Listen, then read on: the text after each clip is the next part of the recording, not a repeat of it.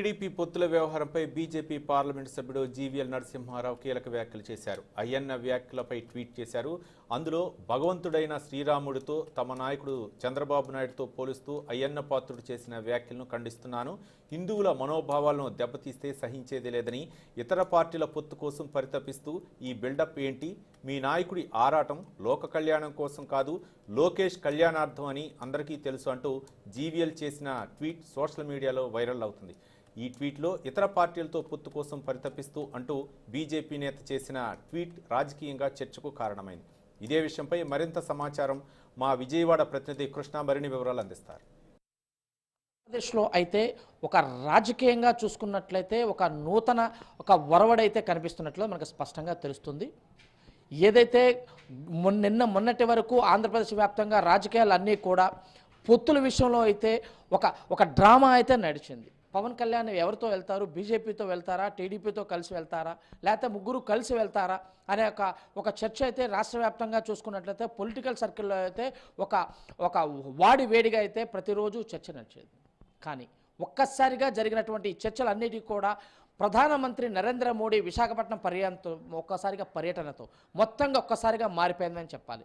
Before Narendra Modi, after Narendra Modi అన్న విధంగా రాష్ట్ర రాజకీయాల్లో అయితే ఒక సరికొత్త ట్రెండ్ అయితే మళ్ళీ స్టార్ట్ అయిందని చెప్పాలి.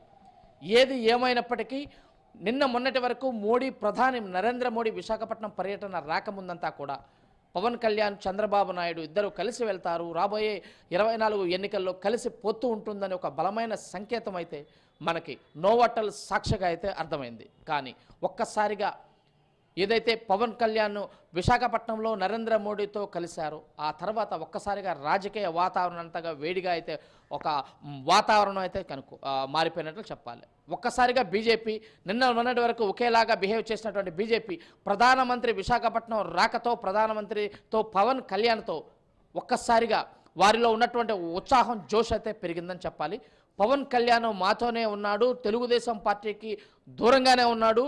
పవన్ కళ్యాణ్తో కలిసి జనసేనతో కలిసి బీజేపీ రాబోయే 24 కలిసి పోటీ చేస్తుంది, అధికారంలోకి రాబోతున్నామని కూడా వారు రాజకీయంగా అయితే ఇదిగా మన ఏదైతే ఒక బీజేపీ పెద్దలు చెప్పిన మాటలైతే మనం అర్థం చేసుకోవాలి.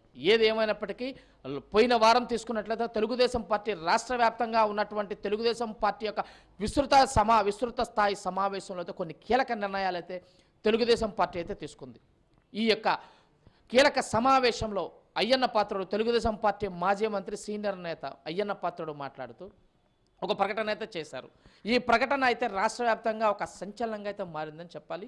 ఏదైతే తెలుగుదేశం పార్టీ చంద్రబాబు నాయుడుని ఉద్దేశించి మేము పొత్తుల కోసం వెంపర్లాడే పరిస్థితి అయితే ప్రస్తుతానికి లేదు, మేము పొత్తుల కోసం వెంపర్లాడట్లేదు, కానీ శ్రీరామచంద్రుడు ఒక్కడే, కానీ రావణాసురుడిపై యుద్ధం చేయటానికి, ఒక రాక్షసుని సంహరించటానికి వాలి, సుగ్రీవతో పాటు తోటి వారందరితో సహాయం తీసుకోవటం వల్ల రావణ సంహారానికి అవసరమైందని చెప్పేసి కూడా ఆయన ఆ వ్యాఖ్యలైతే కీలక వ్యాఖ్యలైతే చేయటం చూసాము చెప్పాలి. రాజకీయంగా ఇప్పుడు చూసుకున్నట్లయితే ప్రతి ఒక్కరిలో కూడా ఒక చర్చ అయితే నడుస్తుంది. ఆఫ్టర్ మోడీ, బిఫోర్ మోడీ రాజకీయాలు ఒక్కసారిగా ఆంధ్రప్రదేశ్లో మారిపోయాయని చెప్పాలి. ఏదేమైనప్పటికీ రాబోయే రోజుల్లో అసలు పొత్తులు ఉంటాయా లేవా, ఎవరికారు ఒంటరిగా పోటీ చేస్తారా, ఎవరికి వారు ఒంటరిగా పోటీ చేస్తే ఎవరికి లాభం వస్తుంది అని చెప్పేసి కూడా రాష్ట్ర ప్రజలైతే ఆసక్తిగా చూస్తున్నారు. ఇది ఆంధ్రప్రదేశ్లో తాజాగా నడుస్తున్నటువంటి రాజకీయ సర్కిల్లో నడుస్తున్నటువంటి చర్చ. ఏదేమైనప్పటికీ రాబోయే రోజుల్లో భవిష్యత్తులో ఏం జరుగుతుందో పొత్తుల విషయంలో మనం వేచి చూద్దాం. ఇది తాజా పరిస్థితి. విజయవాడ నుంచి కెమెరామెన్ వలితో కృష్ణ.